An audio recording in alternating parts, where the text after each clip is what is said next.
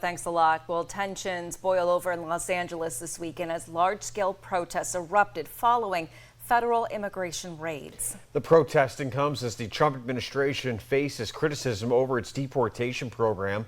Our Washington correspondent Brendan Scanlon tells us that new polling shows most Americans support the administration's directives. Brendan?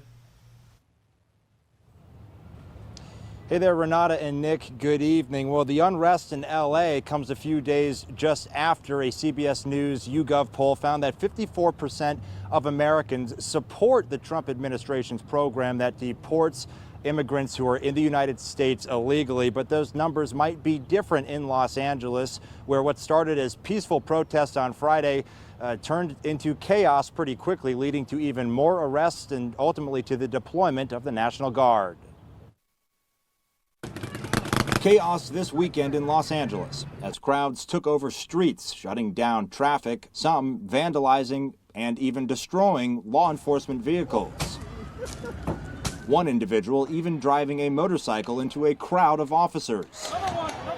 The unrest prompting President Donald Trump to deploy 2,000 National Guard troops to, quote, protect federal property and quell unrest, using a legal provision known as Title 10 authority, in which the president can federalize a state's National Guard under certain circumstances. There was a lot of violence there. There was a lot of violence, and it could have gotten much worse.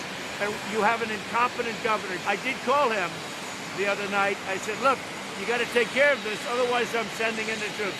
That's what we did. It's the first time the National Guard had been deployed in direct opposition to a state's governor since the Civil Rights Movement. Governor Gavin Newsom immediately denounced the deployment, calling it a serious breach of state sovereignty. Monday afternoon, California's Attorney General announced a lawsuit against President Trump over his move to deploy the National Guard without the governor's consent. There's a last element that the deployment shall be through the office of the governor. So basically the governor's got to be a part of the decision making. Former Los Angeles federal prosecutor Stephen Cazares says one of the key elements for that legal provision is including the governor in that decision. And here, clearly that didn't happen. So it does seem like the governor has some basis to challenge the federalization.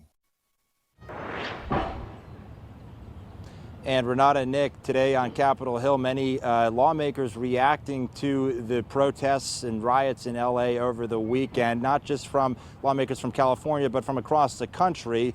Our local Congressman Nick Langworthy said on social media, quote, everyday Americans who want safe communities are thrilled that ICE is getting depraved criminal illegals off our streets. The riots in L.A. are a product of the extreme left and professional agitators. The Senate must pass the big, beautiful bill so we can secure our borders now, exclamation point.